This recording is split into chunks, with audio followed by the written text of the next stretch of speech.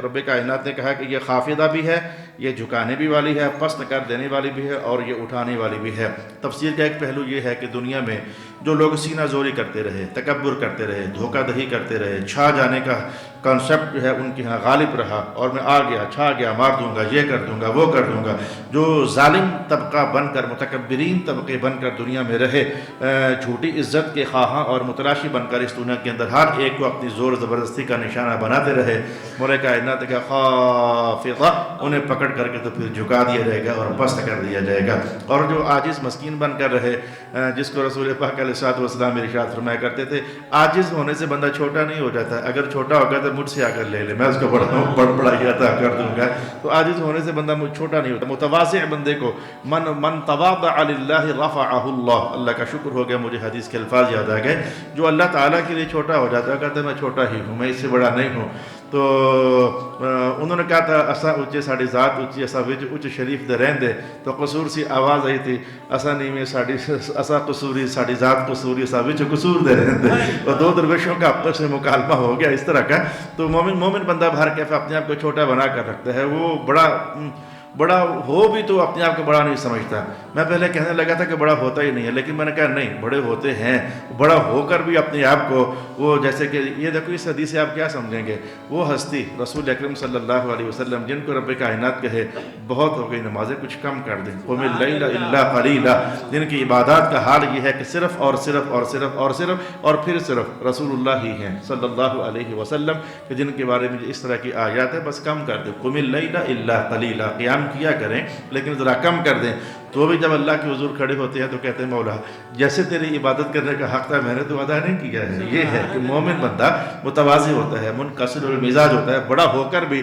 وہ اظہار میں اپنا بڑا ہونا ظاہر نہیں کرتا۔ البتہ یہ بات ہے جب حکم ہوتا ہے، وحی نازل ہوتی ہے، تو جو اللہ کا حکم ہوتا ہے کہ آپ ان کو بتائیں کہ میں یہ ہوں، وہ پھر ایک ذمہ داری بن جاتی ہے۔ رسول اکرم صلی اللہ علیہ وسلم کی حضور پاک علیہ السلام نے بڑے بڑے کلام بھی ارشاد کیے ہوئے ہیں، لیکن وہ ذاتی حیثیت میں یعنی ذاتی طبیعت کے مطابق نہیں، وہ حکم الہی سے۔ اور جب حکم الہی سے بڑے بڑے کلمات حضور نے فرمائے بھی اپنے لیے، تو ساتھ ہی آخر میں اپنی طبیعت کا اظہار بھی کر دیا۔ میں اس کی مثال آپ کے سامنے پیش کرتا ہوں۔ قیامت کا دن ہوگا تو سب نبی رسول پاک علیہ الصلوۃ والسلام کے جھنڈے کے نیچے جمع ہو جائیں گے۔ تو رسول پاک علیہ الصلوۃ والسلام کو حکم دیا گیا آپ اعلان کر دیں کہ قیامت والا دن میں سب بنی آدم کی ساری اولاد کا سردار میں ہوں گا۔ اب یہ بہت بڑی بات ہوگی، اس میں اگر تھوڑا سا کھول لیں، ابا جان آدم کا سردار بھی میں، ابراہیم کا سردار بھی میں، سب کا سردار میں۔ تو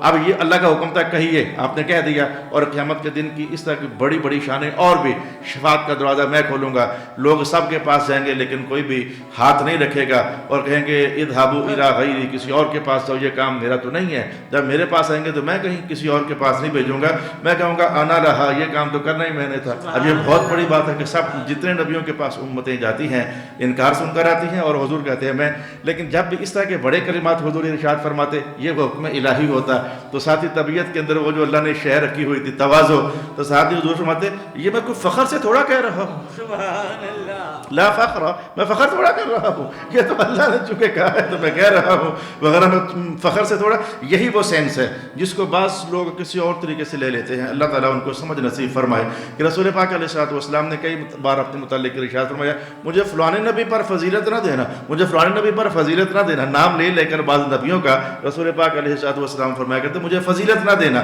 یہ جو اس طرح کا کلام ہے مجھے ان پر فضیلت نہ دینا۔ تو حضور آپ خود ہی فرما رہے ہیں کہ میں سید الانبیاء ہوں، فضیلت کا اعلان تو آپ خود کر رہے ہیں۔ میرے آقا میں صدقے چلا جاؤں، آپ خود کہہ رہے ہیں کہ انا سید ولد آدم، فضیلت کا اعلان تو آپ فرما رہے ہیں، سب نبی آپ کے پیچھے کھڑے ہو کر نماز پڑھ رہے ہیں، ہم نے تو دیکھا ہی نہیں تھا، یہ تو آپ نے بتایا ہے کہ راتی سارے انبیاء میرے پیچھے کھڑے ہو کر نماز پڑھ رہے تھے، تو حضور فضیلت کا اعلان تو آپ خود کر رہے ہیں۔ تو جتنی بھی حدیثیں ایسی ہیں کہ جن میں رسول پاک علیہ الصلوۃ والسلام فرماتے ہیں مجھے فلاں نبی پر فضیلت نہ دینا، مجھے فلاں نبی پر فضیلت نہ دینا، تو ان کا معنی یہی تھا کہ آپ کی طبیعت جو اندر سے ایک تواضع کا